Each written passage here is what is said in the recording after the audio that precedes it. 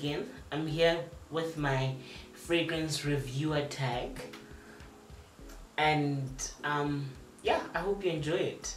Like I said, we always start our videos off with the gratitude moment. So I'm grateful for the gift of purpose, because I believe I am in the initial stages of starting to live a life of purpose. And like I told you guys, I believe my purpose in life is to make other people's lives fragrant. And so yeah, let's kick it off with the first question. What are your earliest fragrance memories? My earliest fragrance memories are of a specific fragrance, La Mal,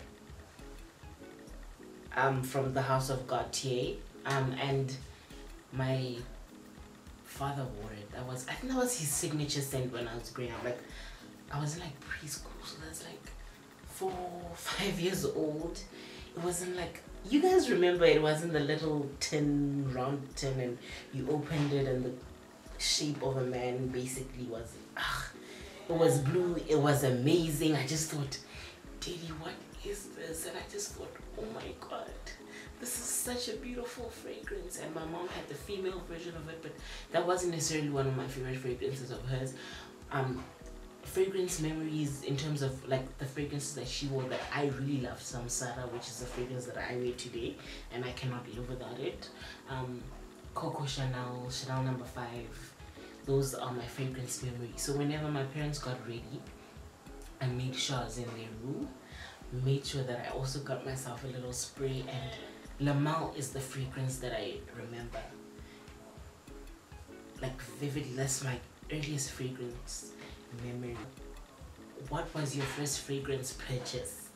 Now guys, I can't even believe I'm saying this, but my first fragrance purchase was Britney Spears Fantasy, the pink bottle. That's where I started. Like, that's the first fragrance I ever bought for myself. I was 14, I was in grade 8, and I had saved up for quite a few months. And I remember I went to, was it Maybe Park? Basically, there's a pharmacy that we went to. Like, I went to an all-girls boarding school, and we had a specific hospital or clinic, private clinic that we went to, and attached to that clinic was a pharmacy. And in that pharmacy, sometimes I'd actually tell sister, I'm sick, just to go to the doctor so that I could go to the pharmacy and just smell Fantasy. I really liked Fantasy, so that's my first fragrance purchase. And then what was your first niche purchase? Now,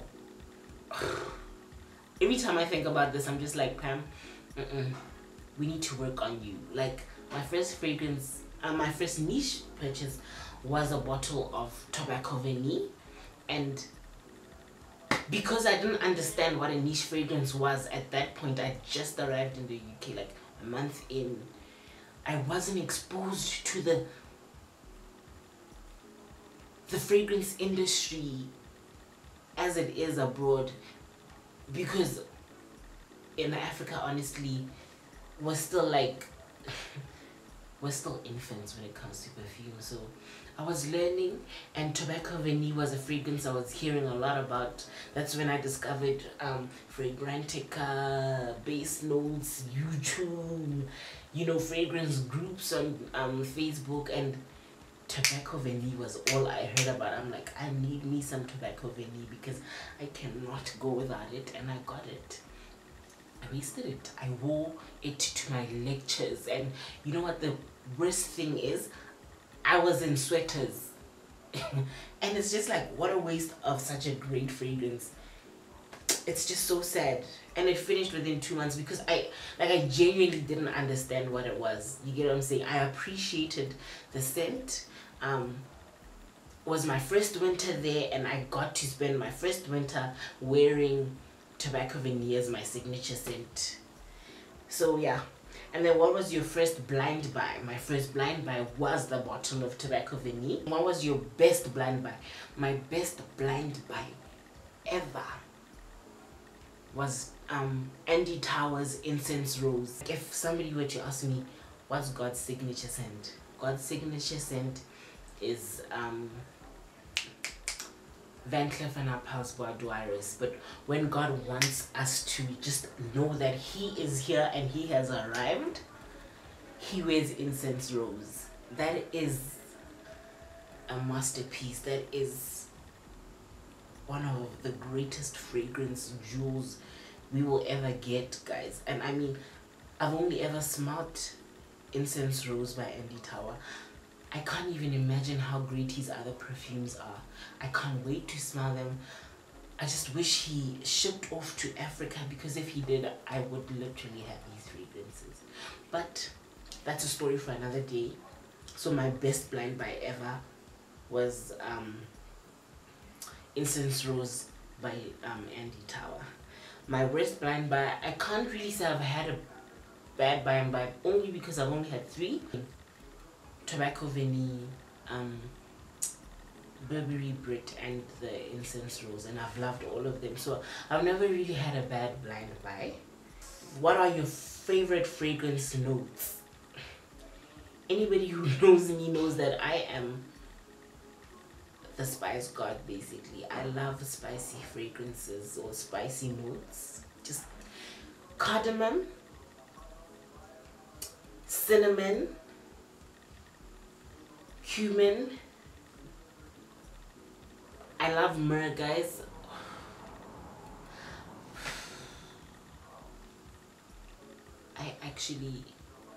I love myrrh in a fragrance.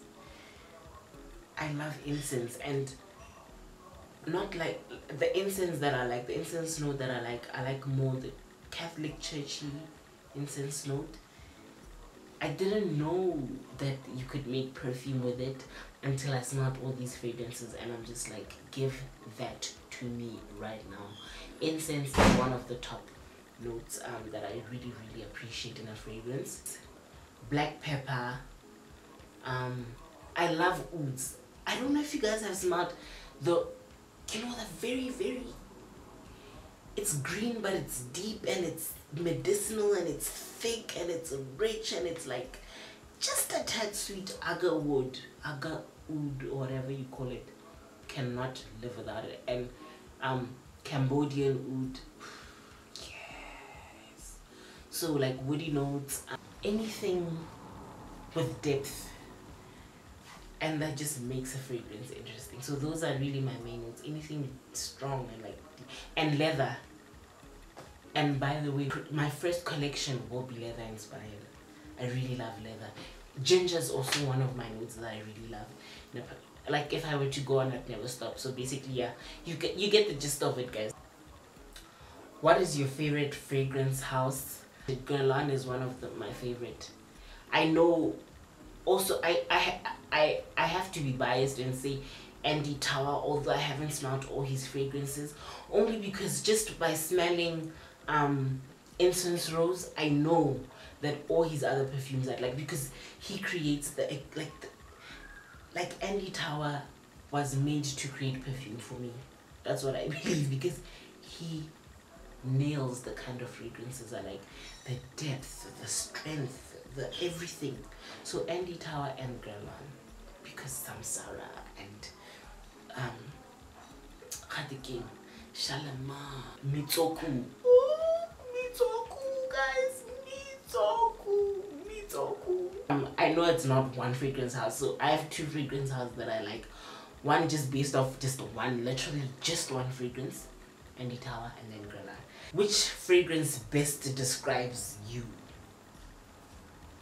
Whew. Which fragrance best describes me? I'd have to say,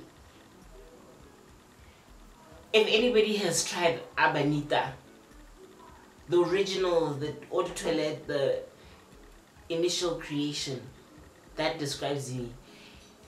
It's such, I feel like it's such a it's so thick and rich, and it's deep. It's got a hectic depth, and I feel like sometimes I can get too deep for people. Only a handful of people can handle my, you know, personality. Like, I'm just too much of a deep person. I don't like having on this conversation, and you know. So what I liked about Amanita was that it was so deep and rich and leathery, but at the same time powdery and feminine. It was like the ultimate femme fatale. That is the femme fatale fragrance.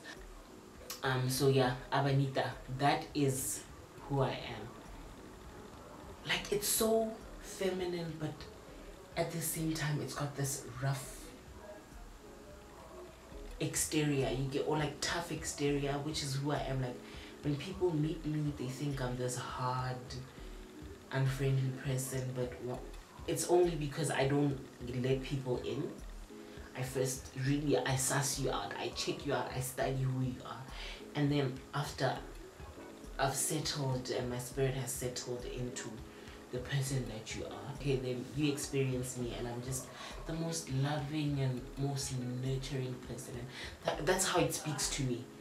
It's a woman who is soft and feminine and loving, but when you first meet her, you think, oh my god, she is such a tough person. She is, like, her exterior is just too harsh. I'm too drawn back, and there's that sense of mystery to me and very difficult to understand, and it's a very tough fragrance to get when you first like wear it. Anyway, I'm going on, you get it. What's your favorite fragrance? Guys, does any fragrance enthusiast really have a favorite fragrance? Because let's be honest, we have a different fragrance for different seasons. And okay, maybe if I were to choose one specific perfume that I love, it has to be Chanel number 19. Chanel 19. I could wear Chanel 19 for the rest of my life and not change it, but I'm not the kind of person who can just wear one perfume, but it's that perfume that I feel like I'd be comfortable wearing for the rest of my life.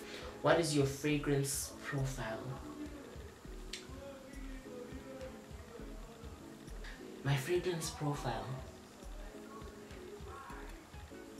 I like elegant, sophisticated scents. They have to have this mysterious, edgy sexiness to them. I love perfume that just evokes my sensuality, and dark fragrances, like almost gothic, but a mysterious gothic person, not your typical goth. Like fragrances that keep people questioning and wondering, just questioning themselves about me. Like carnal fragrances, animalic fragrances, something that reminds you, yeah, sensuality and carnality kind of thing. But not yet. And what are your fragrance resolutions going forward? If I start answering this question, I don't think I'll be able to finish. Guys, I guess my greatest resolution is to start fragrance school in November. I cannot wait. And 2019.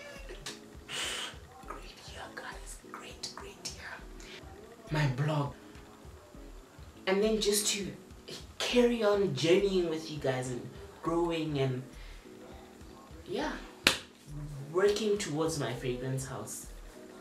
You know what, moving forward, that fragrance house 2019, we are about to kill it. It's like, I can't wait for Africa to experience fragrance the way the first world experiences it. So third world, I can't wait. But anyway guys, I think I've just gone on for too long.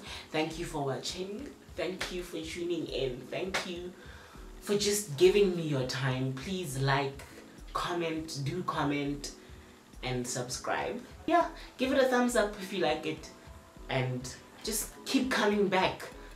There's a lot in store, and here's to making people's lives fragrant. Thank you and bye.